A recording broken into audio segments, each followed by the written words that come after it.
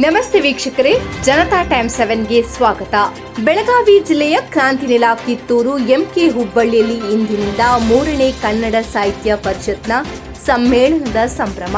ಇದರ ನಿಮಿತ್ತವಾಗಿ ಈ ಸಮ್ಮೇಳನದ ಸರ್ವಾಧ್ಯಕ್ಷರಾದ ಕಾದರವಳ್ಳಿಯ ಅದೃಶ್ಯಾನಂದ ಆಶ್ರಮದ ಪೂಜ್ಯ ಡಾಕ್ಟರ್ ಕಪಾಲಕ್ಷ ಶಿವಯೋಗೀಶ್ವರ್ ಅವರೊಂದಿಗೆ ನಮ್ಮ ನ್ಯೂಸ್ ಸಮೂಹದ ರಾಜ್ಯ ಉಪ ಸಂಪಾದಕರು ಹಾಗೂ ಬೆಳಗಾವಿ ಜಿಲ್ಲೆ ಕನ್ನಡ ಸಾಹಿತ್ಯ ಪರಿಷತ್ನ ಜಿಲ್ಲಾ ಪ್ರತಿನಿಧಿಗಳಾದ ಬಸವರಾಜ್ ಅವರು ವಿವಿಧ ವಿಷಯಗಳ ಬಗ್ಗೆ ಮುಕ್ತವಾಗಿ ಸಂವಾದ ಮಾಡಿದ್ದಾರೆ. ಇದೇ ಸಂದರ್ಭದಲ್ಲಿ ಕಿತ್ತೂರು ತಾಲೂಕು ನಿಕಟಪೂರ್ವ ಕನ್ನಡ ಸಾಹಿತ್ಯ ಪರಿಷತ್ ಅಧ್ಯಕ್ಷರು ಹಾಗೂ ಹಿರಿಯ ಶಿಕ್ಷಕರು ಡಾಕ್ಟರ್ ಶೇಖರ್ ಅಲಸಗಿ ಉಪಸ್ಥಿತರಿದ್ದರು. ವಂದನೆಗಳು ಶ್ರೀ ಬಸವರಾಜ್ ರಾಜ್ಯ ಉಪ ಸಂಪಾದಕರು ಕಿತ್ತೂರು. ಹಲೋ, ಹಾಯ್, ನಮಸ್ಕಾರ. ನಾನು ಬಸವರಾಜ್ ಮಾತಾಡ್ತಾ ಇದ್ದೀನಿ, ಪತ್ರಕರ್ತರು. ವಿಶೇಷವಾಗಿ ನಾನಿವತ್ತು ಒಂದ್ ರೀತಿ ಕ್ರಾಂತಿನೆಲ ಕಿತ್ತೂರಿನಲ್ಲಿ ಇದ್ದೀನಿ. ನಾಳೆ ಕ್ರಾಂತಿನೆಲ ಕಿತ್ತೂರಿನಲ್ಲಿ ಒಂದ್ ರೀತಿ 3ನೇ ಕನ್ನಡ ಸಾಹಿತ್ಯ ಸಮ್ಮೇಳನದ ಅದ್ದೂರಿ ಸಂಭ್ರಮ. ಈ ಬಾರಿ ಒಂದ್ ರೀತಿ ಈ ಒಂದು ಸಾಹಿತ್ಯ ಸಮ್ಮೇಳನದ ಅಧ್ಯಕ್ಷರಾಗಿರ್ತಕ್ಕಂಥವ್ರು, ಸರ್ವಾಧ್ಯಕ್ಷರಾಗಿರ್ತಕ್ಕಂಥವ್ರು ಡಾಕ್ಟರ್ ಪಾಲಾಕ್ಷ ಶಿವಯೋಗೀಶ್ವರ್ ಅವರು. ವಿಶೇಷವಾಗಿ ಕ್ರಾಂತಿನೆಲ ಅಂದಿದ ತಕ್ಷಣ ಸಾಕಷ್ಟು ಒಂದ್ ರೀತಿ ಐತಿಹಾಸಿಕವಾಗಿ ಬೆಳಕು ಚೆಲ್ತಿತ್ತು. ಆದ್ರೆ ಈ ಬಾರಿ ಒಂದ್ ರೀತಿ ಸಾಹಿತ್ಯಿಕವಾಗಿ ಮತ್ತೆ ಕ್ರಾಂತಿನೆಲ ಕಿತ್ತೂರಿನಲ್ಲಿ ಒಂದ್ ರೀತಿ ಕನ್ನಡದ ಡಿಂಡಿಮ ಇದಾಗ್ತಾ ಇದೆ ನಾಳೆಯಿಂದ. ವಿಶೇಷವಾಗಿ ನಮ್ಮ ಸರ್ವಾಧ್ಯಕ್ಷರಾಗಿರ್ತಕ್ಕಂಥ ಡಾಕ್ಟರ್ ಪಾಲಾಕ್ಷ ಶಿವಯೋಗೀಶ್ವರ್ ಅವರು ನಮ್ ಜೊತೆ ಇದ್ದಾರೆ. ಬನ್ನಿ, ಅವ್ರು ಹೇಳ್ತಾರೆ. ಸ್ವಾಮೀಜಿ ನಮಸ್ತೆ. ನಮಸ್ತೆ. ವಿಶೇಷವಾಗಿ ಹೇಳಿ ಸ್ವಾಮೀಜಿ, ತಾವು ಸರ್ವಾಧ್ಯಕ್ಷರಾಗಿದ್ರ ಈ ಬಾರಿ 3ನೇ ಕನ್ನಡ ಸಾಹಿತ್ಯ ಸಮ್ಮೇಳನ. ಒಂದ್ ಕಡೆ ಸಾಕಷ್ಟು ಸಿದ್ಧತೆ ನಡೆದಿದೆ, ಒಂದ್ ಕಡೆ ಕ್ರಾಂತಿನೆಲ ಕಿತ್ತೂರು ನಾಡಿನಲ್ಲಿ ಒಂದ್ ರೀತಿ ಕನ್ನಡದ ಡಿಂಡಿಮ ಸಂಭ್ರಮ ನಡೀತಾ ಇದೆ. ಯಾವ ರೀತಿ ನಡೀತಿದೆ? ಇಲ್ಲಿ ಕನ್ನಡದ ಬಗ್ಗೆ ಬಹಳಷ್ಟು ಪ್ರಾಚೀನವಾದಂತ ಇತಿಹಾಸ ನಮ್ಮಲ್ಲಿ ಇದೆ. ಅದು ಹೇಗೆ ಅಂತ ಕೇಳಿದ್ರೆ, ಈ ಒಂದು ಕನ್ನಡದ ಸಾಹಿತ್ಯ, ಕನ್ನಡದ ಭಾಷೆ ಬಹಳಷ್ಟು ಪ್ರಾಚೀನವಾಗಿರುವಂಥದ್ದು. ಈ ಒಂದು ಕನ್ನಡದ ಭಾಷೆಯನ್ನ ನಾವು ಹೇಳಬೇಕು ಅಂತ ಕೇಳಿದ್ರೆ, ಈ ಒಂದು ಪ್ರಾಚೀನವಾಗಿರ್ತಕ್ಕಂಥ ಸಂಸ್ಕೃತಿ ಭಾಷೆಗಿದೆ. ಪ್ರಾಚೀನವಾಗಿರುವಂತಹ ಸಂಸ್ಕೃತಿ ಯಾವ ರೀತಿ ಇದೆ ಅಂತ ಕೇಳಿದ್ರೆ, ಸಂಸ್ಕೃತಕ್ಕಿಂತಲೂ ಅತ್ಯಂತ ಪ್ರಾಚೀನವಾಗಿರುವಂತ ಭಾಷೆ ಇದು ನಮ್ಮ ಪಂಚ ದ್ರಾವಿಡ ಭಾಷೆಗಳಲ್ಲಿ ಇದೆ.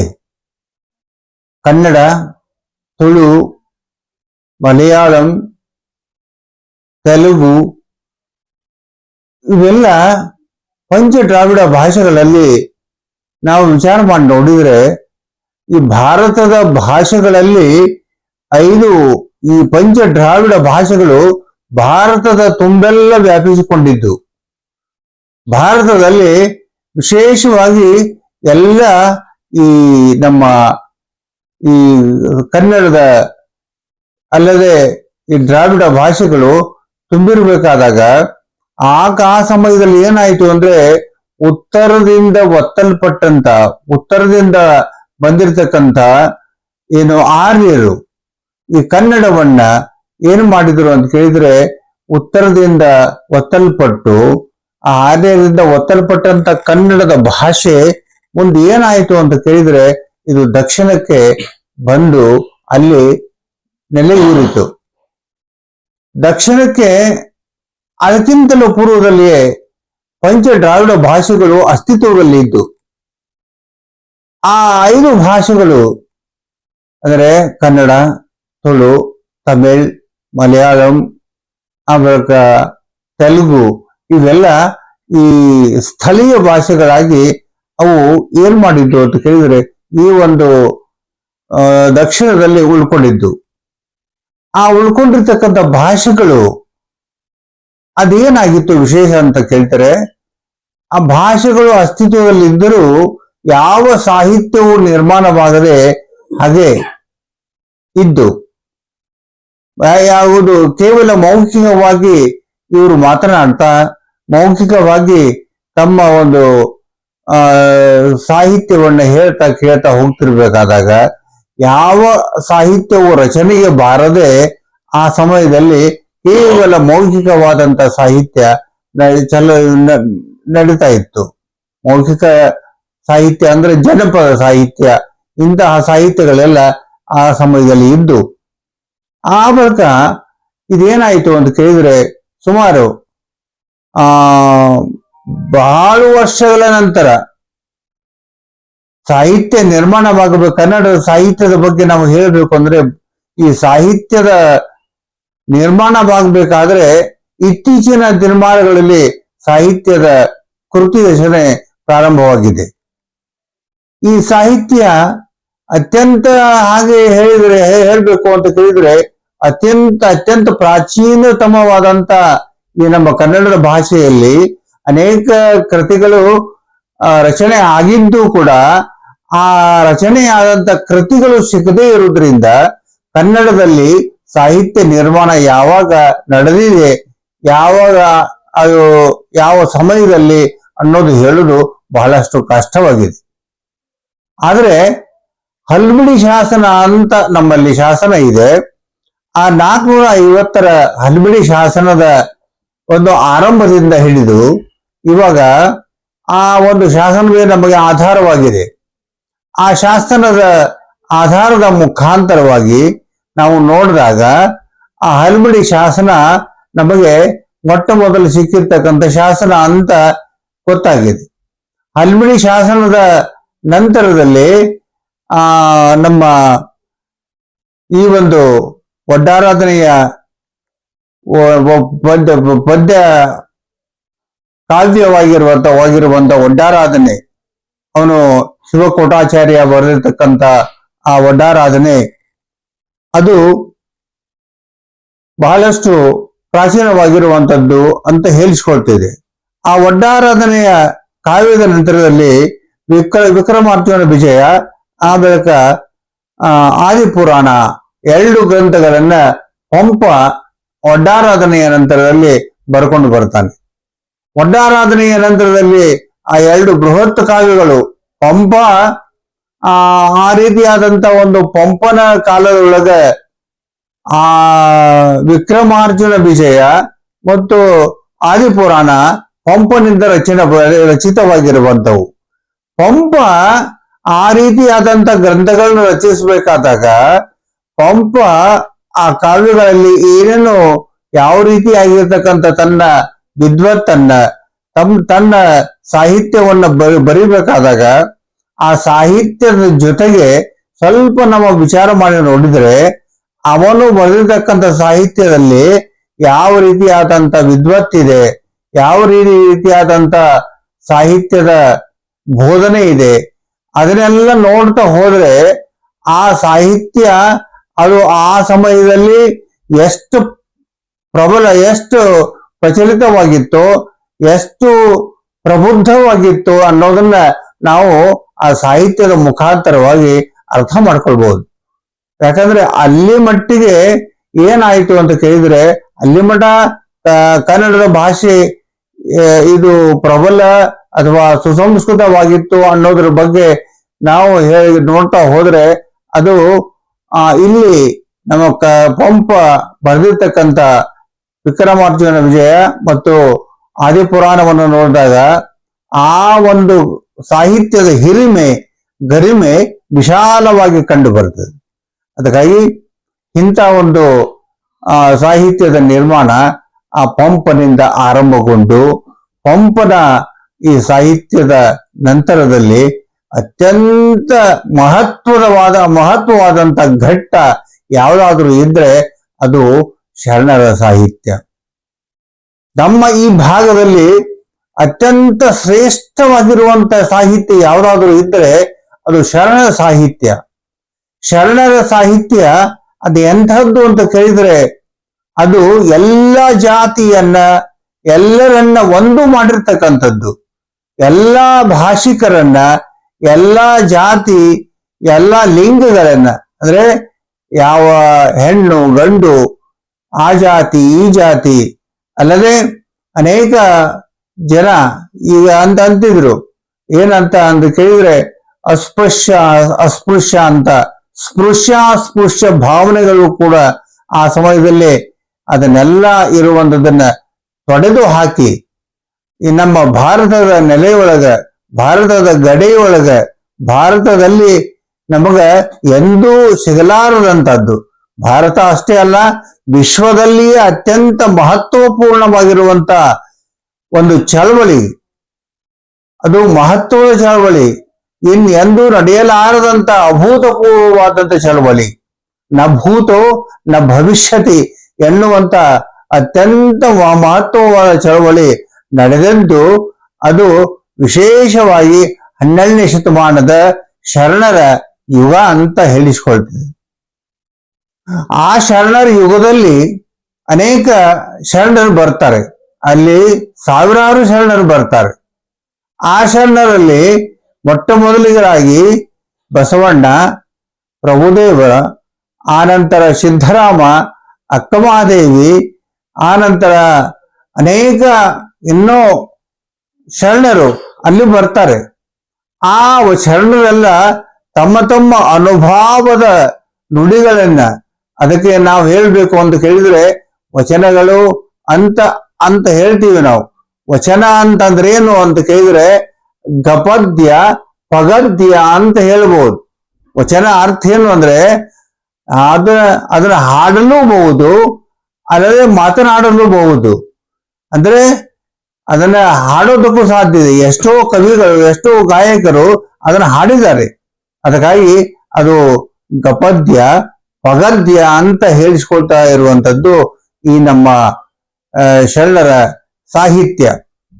ಈ ಶರಣರ ಸಾಹಿತ್ಯವನ್ನ ನಾವು ನೋಡ್ತಾ ನೋಡ್ತಾ ಹೋದಂತೆ ಶರಣರಲ್ಲಿ ಏನು ವಿಶೇಷ ಇದೆ ಅಂತ ಕೇಳಿದ್ರೆ ಯಾವ ಸಾಹಿತ್ಯದಲ್ಲಿಯೂ ಯಾವುದರಲ್ಲಿಯೂ ಇಲ್ಲದೆ ಇರುವಂತ ಮಹತ್ವದ ಸಾಹಿತ್ಯದ ಕ್ರಾಂತಿ ನಿಜವಾಗಲೂ ಈ ಸುವರ್ಣ ಯುಗದಂತಹ 12ನೇ ಶತಮಾನದಲ್ಲಿ ನಡೆದದ್ದು ನೋಡಿದರೆ ಇದರಂತ ಮಹತ್ವದ ಕ್ರಾಂತಿ ಇನ್ನೆಂದೂ ನಡೆದಿಲ್ಲ, ಎಂದು ನಡೆಯುವುದಕ್ಕೂ ಸಾಧ್ಯವಿಲ್ಲ ಅನ್ನುವಷ್ಟರ ಮಟ್ಟಿಗೆ ಈ ಕ್ರಾಂತಿ 12ನೇ ಶತಮಾನದ ಕ್ರಾಂತಿ ನಡೆದಿದೆ. ಅದಕ್ಕಾಗಿ ಈ ಒಂದು ಶರಣರ ಕ್ರಾಂತಿಯ ಮಹತ್ವದ ಘಟ್ಟದೊಳಗ ಅನೇಕ ಜನ ಇಲ್ಲಿ ಶರಣರು ಬರ್ತಾರೆ. ಅಲ್ಲದೆ ವಿಶೇಷವಾಗಿ ಅಕ್ಕಮಹಾದೇವಿ ಅಂತ, ಅಕ್ಕಮಹಾದೇವಿ ಸಾಮಾನ್ಯರಲ್ಲ, ಅವಳು ಒಬ್ಬ ಹೆಣ್ಣು ಮಗಳಾದರೂ ಕೂಡ ಒಬ್ಬ ಸಾಧಾರಣ ಈಗಿನ ಪರಿಸ್ಥಿತಿ ಒಳಗ ಹೆಣ್ಣು ಮಕ್ಕಳಿಗೆ ಯಾವ ಪ್ರಾಶಸ್ತ್ಯ ಇಲ್ಲ, ಯಾವ ರೀತಿಯಾದಂತ ಅವಕಾಶಗಳಿಲ್ಲ ಅಂತ ನಾವು ಅಂದ್ಕೊಳ್ತಾ ಇರುವಂತ ಸಂದರ್ಭದಲ್ಲಿ ಅವಾಗ ಆ ಸಮಯದಲ್ಲಿ ಒಬ್ಬ ದಿಟ್ಟ ಹೆಣ್ಣು ಮಗಳಾಗಿ ಆ ಸಮಯದಲ್ಲಿ ಮುಂದೆ ಬಂದು ತಾನು ವಚನದ ಸಾಹಿತ್ಯವನ್ನ ರಚಿಸುವುದರ ಜೊತೆಗೆ ವಚನದ ರಚನೆ ಜೊತೆಗೆ ಏನು ಮಾಡಿದ್ಲು ಅಂತ ಕೇಳಿದ್ರೆ ಆ ಅನುಭವ ಮಂಟಪದಲ್ಲಿ ಹಿರಿಯಳಾಗಿ ಅವಳು ಅಕ್ಕ ಅಂತ ಇಂಥ ಸಾಧಾರಣವಾದಂತ ಹೆಣ್ಣು ಮಗಳಾಗದೆ ಆಕೆ ಒಬ್ಬಕ್ಕೆ ಮೊಟ್ಟ ಮೊದಲ ವಚನಕಾರ್ತಿ, ಮೊಟ್ಟ ಮೊದಲ ವಚನದ ಆ ಒಂದು ಸಾಹಿತ್ಯವನ್ನು ರಚನೆ ಮಾಡುವಲ್ಲಿ ಎಷ್ಟೇ ಕಷ್ಟ ಬಂದರೂ ಕೂಡ, ಯಾಕಂದ್ರೆ ಹೆಣ್ಣು ಮಕ್ಕಳಿಗೆ ಆದ್ಯತೆ ಇರದೇ ಇರುವಂತ ಕಾಲದೊಳಗೆ ಆಕೆ ಮುಂದೆ ಬಂದು ದಿಟ್ಟತನದಿಂದ ಹೋರಾಡಿ ತಾನೊಬ್ಬ ಹೆಣ್ಣು ಮಗಳಾಗಿದ್ರು ಕೂಡ ಹೇಳ್ತಾರೆ ಶರಣರ ಸಾಹಿತ್ಯದಲ್ಲಿ, ನಾನು ಕೇವಲ ನೋಡುವುದಕ್ಕೆ ನಾಮ ಮಾತ್ರವಾಗಿ ಹೆಣ್ಣಾಗಿ ಕಂಡ್ರು ಕೂಡ ನಾನು ನಿಜವಾಗ್ಲೂ ನೋಡಿದರೆ ಹೆಣ್ಣಲ್ಲ, ಹೆಣ್ಣು ರಕ್ಕಸಿ ಅಲ್ಲ, ಹೆಣ್ಣು ಕಪಿಲ ಸಿದ್ಧ ಮಲ್ಲಿಕಾರ್ಜುನ ಅಂತ ಮತ್ತೊಬ್ಬರು ಆ ಹೆಣ್ಣಿನ ಬಗ್ಗೆ ಹೇಳ್ಕೊಂಡು ಹೋಗ್ತಾರೆ. ಆ ರೀತಿಯಾಗಿ ದಿಟ್ಟತನದಿಂದ ಅಕ್ಕ ಏನು ಮಾಡಿದ್ಲು ಅಂತ ಕೇಳಿದ್ರೆ ಬೇಕಾದಂತ ಕಿಡಿ ಕೆದರಿದರೆ ಎನಗೆ ಹಸಿವು ಕೃಷಿ ಅಡಗಿತ್ತೆಂಬನು, ಮುಗಿಲು ಹರಿದು ಬಿದ್ದರೆ ಎನಗೆ ಮಜ್ಜನಕ್ಕೆ ಎರೆದರೆಂಬೆನು, ಗಿರಿ ಮೇಲೆ ಬಿದ್ದರೆ ಎನಗೆ ಪುಷ್ಪವೆಂಬೆನು, ಚನ್ನಮಲ್ಲಿಕಾರ್ಜುನ ನೀನು ಬೇಕಾದಂತ ಏನಾದರೂ ಕಷ್ಟಗಳನ್ನು ಕೊಟ್ಟರು ಕೂಡ ಅದು ನಿನ್ನ ಪೂಜೆ ಎಂದು ಭಾವಿಸುತ್ತೇನೆ ಅಂತ ಅಕ್ಕ ಆ ಸಮಯದಲ್ಲಿ ಅತ್ಯಂತ ಗಟ್ಟಿಗಳಾಗಿ ದಿಟ್ಟತನದಿಂದ ಶರಣ ಸಾಹಿತ್ಯವನ್ನ ಆಕೆ ಪ್ರಚಾರ ಮಾಡಿದ್ಲು, ಪ್ರಸಾರ ಮಾಡಿದ್ಲು, ಜೊತೆಗೆ ಅದನ್ನ ರಚನೆ ಮಾಡಿದ್ಲು. ಅದು ನಿಜವಾದಂತ ವಿಶೇಷವಾದಂತ ಅದು ಕ್ರಾಂತಿ ಎಂದು ನಾವು ಭಾವಿಸ್ಕೊಳ್ಬೇಕಾಗತ್ತೆ. ಸ್ವಾಮೀಜಿ, ಈಗ ವಿಶೇಷವಾಗಿ ಒಂದು ಕಡೆ ಪ್ರತಿ ಸಲ ಏನಪ್ಪಾ ಮಾಡ್ತಂದ್ರೆ ತಾವು ಆಧ್ಯಾತ್ಮಿಕ ಪ್ರವಚನ, ಒಂದ್ ರೀತಿ ಧಾರ್ಮಿಕ ಕಾರ್ಯಕ್ರಮಗಳಿಗೆ ಮತ್ತೆ ವಿಶೇಷವಾಗಿ ತಾವುಗೆ ಆಹ್ವಾನ ಬರ್ತಿತ್ತು. ಈ ಬಾರಿ ಒಂದ್ ರೀತಿ ನಿಮ್ಮ ಜೀವನದ ಒಂದ್ ರೀತಿ ಮೈಲುಗಲ್ಲು ಅಂತಾನೆ ಹೇಳ್ಬೋದು. ವಿಶೇಷವಾಗಿ ತಾವು ಪ್ರಥಮವಾಗಿ ಒಂದ್ ರೀತಿ ಕನ್ನಡದ ಇದ್ರ ಬಗ್ಗೆ ಸರ್ವಾಧ್ಯಕ್ಷರಾಗಿದ್ದೀರಾ. ಯಾವ ರೀತಿ ಸ್ವಾಮೀಜಿ, ಒಂದ್ ಕಡೆ ಇದು ಸಹ ಒಂದ್ ರೀತಿ ಶರಣರ ಬೀಡು ಬರ್ತದೆ. ಒಂದಾನೊಂದು ಕಾಲದಲ್ಲಿ ಶರಣರು ಮತ್ತೆ ಬಿಜ್ಜಳನ ಆಸ್ಥಾನದ ಒಂದು ರೀತಿ ಸೈನಿಕರ ನಡುವೆ ಜಿದ್ದಾಜಿದ್ದಿ ನಡೀತಿದ್ದು ಇದೇ ನಾಡಿನಲ್ಲಿ, ಇದೇ ಗ್ರಾಮದಲ್ಲಿ. ಇಂತಹ ಸಂದರ್ಭದಲ್ಲಿ ಸಾಕಷ್ಟು ಶರಣರು ಆಗಿನ ಸಂದರ್ಭದಲ್ಲಿ ಕನ್ನಡದ ಮೂಲಕ ವಚನಗಳನ್ನ ಇದ್ ಮಾಡಿದ್ರೆ ಸರಿ. ಯಾವ ರೀತಿ ಇದೆ ಸ್ವಾಮೀಜಿ? ಇಷ್ಟ ದಿನ ಪ್ರತಿ ಸಲ ಆಧ್ಯಾತ್ಮಿಕ ಪ್ರವಚನ ಮಾಡ್ತಿದ್ರಿ, ಆಹ್ವಾನ ಬರ್ತಿದ್ರಿ, ಈ ಬಾರಿ ಸರ್ವಾಧ್ಯಕ್ಷ ಇದ್ರ. ಯಾವ ರೀತಿ ನಿಮ್ಗೆ ಎಕ್ಸ್ಪೀರಿಯನ್ಸ್, ಯಾವ ರೀತಿ ಅನುಭವ ಆಗ್ತಾ ಇದೆ ನಿಮ್ಗೆ? ನನಗೆ ಹೇಳ್ಬೇಕು ಅಂತ ಕೇಳಿದ್ರೆ, ನಾನು ವಿಶೇಷವಾಗಿ ಅಧ್ಯಯನದಲ್ಲಿ ಸಂಸ್ಕೃತ ಜೊತೆಗೆ ಅನೇಕ ಉಪನಿಷತ್ತುಗಳ ಅಧ್ಯಯನ ಆಗಿದೆ. ಅನೇಕ ಸಂಸ್ಕೃತ ವಾಂಗ್ಮಯದಲ್ಲಿರ್ತಕ್ಕಂಥ ಅನೇಕ ಕಥೆಗಳ ಅಲ್ಲಿ ಹೇಳ್ತಾರೆ. ನಮ್ಮ ವೇದಗಳು ಜೊತೆಗೆ ಉಪನಿಷತ್ತು ಪ್ರಸ್ಥಾನತ್ರಯ ಅಂತ ನಾವು ಹೇಳ್ತೀವಿ. ಪ್ರಸ್ಥಾನತ್ರಯ ಅಂದ್ರೆ ಭಗವದ್ಗೀತೆ, ಅದರ ಜೊತೆಗಿರುವಂತ ಉಪನಿಷತ್ತು, ಆ ಎರಡು ಗ್ರಂಥಗಳ ಚರ್ಚೆ ಮಾಡ್ತಾ ಇರುವಂತ ಬ್ರಹ್ಮಸೂತ್ರ, ಈ ಮೂರು ಪ್ರಸ್ಥಾನತ್ರಯಗಳು ಅಂತ ಕರೆಸ್ಕೊಳ್ತಾವೆ. ಈ ಪ್ರಸ್ಥಾನತ್ರಯಗಳು ಇವು ಯಾರಾದ್ರೂ ಈ ಸಂಸ್ಕೃತ ಕಲಿಯುವಂತವರಿಗೆ, ಸಂಸ್ಕೃತ ಅಧ್ಯಯನ ಮಾಡುವಂತವರಿಗೆ, ಅವರು ಯಾರೇ ಇರಲಿ ಈ ಪ್ರಸ್ಥಾನತ್ರಯ ಪರಿಚಯ ಇರಬೇಕಾದ್ದು ಅದು ಆದ್ಯ. ಇದು ನಿಜವಾದಂತ ಕರ್ತವ್ಯ ಅವರದಾಗಿದೆ. ಆ ಬಳಿಕ ನಾವು ಈ ಒಂದು ಸಂಸ್ಕೃತದ ಅಧ್ಯಯನದ ನಂತರದಲ್ಲಿ ನನಗೆ ಮೊದಲಿಂದಲೂ ಕೂಡ ಭಾಷಾ ಜ್ಞಾನದ ಬಗ್ಗೆ ನಮ್ಮ ಗುರುಗಳಿಂದ, ಶ್ರೀ ಸದ್ಗುರು ಅಪ್ಪ ಶಿವಯೋಗೀಶ್ವರರಿಗೆ ಈ ಭಾಷೆಯ ಬಗ್ಗೆ ಬಹಳಷ್ಟು ಆಳವಾದ ಜ್ಞಾನ ಇತ್ತು. ಭಾಷೆಯ ಬಗ್ಗೆ ಅವರು ಅನೇಕ ಮಂಗಲಗಳನ್ನ ರಚನೆ ಮಾಡ್ತಾರೆ. ಮಂಗಲಗಳಲ್ಲಿ ಕನ್ನಡದಲ್ಲಿ ಇರುವಂತ ಅದ್ಭುತವಾದಂತ ಪ್ರಾಸಗಳೇನು ಪ್ರಾಸಗಳು ಅಂತ ಬರ್ತವೆ. ಅಜಪ್ರಾಸ, ಹಯಪ್ರಾಸ, ಗಜಪ್ರಾಸ ಅಂತ ಮುಂತಾದಂತ ಪ್ರಾಸಗಳು ಬರ್ತವೆ. ಅಂತ ವಿಶಿಷ್ಟವಾದಂತ ಪ್ರಾಸಗಳ ಮೂಲಕವಾಗಿರುವಂತ ಪದ್ಯಗಳ ರಚನೆಯನ್ನ ಶ್ರೀ ಸದ್ಗುರು ಅಪಶಿವಯೋಗೀಶ್ವರರು ರಚನೆ ಮಾಡಿದ್ದಾರೆ. ಅದಕ್ಕೆ ಉದಾಹರಣೆ ಅರ್ಥವಾಗಿ ನಾವು ತಗೊಳ್ಬೇಕು ಅಂತ ಕೇಳಿದ್ರೆ, ಕರುಣಾಕರ ಕರಿಮುಖತಾತ ಪರಮೇಶನೆ ಪಾರ್ವತಿನಾಥ. ಇಲ್ಲಿ ರಕಾರದ ಪ್ರಾಸಗಳು ಎಷ್ಟು ಒಂದಕ್ಕೊಂದು ಅವು ಹೊಂದಿಕೊಂಡು ಹೋಗ್ತಾ ಇವೆ ನೋಡಿ. ಕರುಣಾಕರ ಕರಿಮುಖತಾತ ಪರಮೇಶನೆ ಪಾರ್ವತಿನಾಥ. ಇದು ರಕಾರಗಳ ಒಂದೇ ಸವನೆ ರಕಾರಗಳ ಬರುವಿಕೆಯ ಈ ಒಂದು ಪ್ರಾಸದ ಪದ್ಧತಿ, ಇದು ಅತ್ಯಂತ ಪ್ರಾಚೀನ, ಅತ್ಯಂತ ಶ್ರೇಷ್ಠವಾದ ಕವಿಗಳು ರಚನೆ ಮಾಡುವಂತ ಪ್ರಾಸ ಪದ್ಧತಿ ಇದು. ಇಂತಹ ವಿಶಿಷ್ಟವಾದಂತ ಅನೇಕ ರಚನೆಗಳನ್ನ ನಮ್ಮ ಶ್ರೀಗಳು ಮಾಡಿದ್ದಾರೆ. ಅದನ್ನ ರಚನೆ ಮಾಡೋದ್ರ ಜೊತೆ ಅವರಲ್ಲಿ ಸಾಕಷ್ಟು ಶಬ್ದಗಳ ಭಾಂಡಾಗಾರ, ಶಬ್ದಗಳ ಸಾಹಿತ್ಯದ ಸಂಗ್ರಹ ಇತ್ತು. ಅದಕ್ಕಾಗಿ ಶ್ರೀಗಳವರ ಆ ವಾತಾವರಣದಲ್ಲಿ ಬೆಳೆದಿರ್ತಕ್ಕಂಥ ನನಗೆ ಕನ್ನಡದ ಆಸಕ್ತಿ ಮೊದಲಿಂದಲೂ ವಿಶೇಷವಾಗಿ ಇತ್ತು. ಆ ಬಳಿಕ ನಾನೇನು ಮಾಡಿದೆ ಅಂತ ಕೇಳಿದ್ರೆ, ನಾನು ನನ್ನ ಪ್ರಾಥಮಿಕ ಶಿಕ್ಷಣ ಮುಗಿಸಿದ ನಂತರದಲ್ಲಿ ಮಾಧ್ಯಮಿಕ, ಆ ಬಳಿಕ PU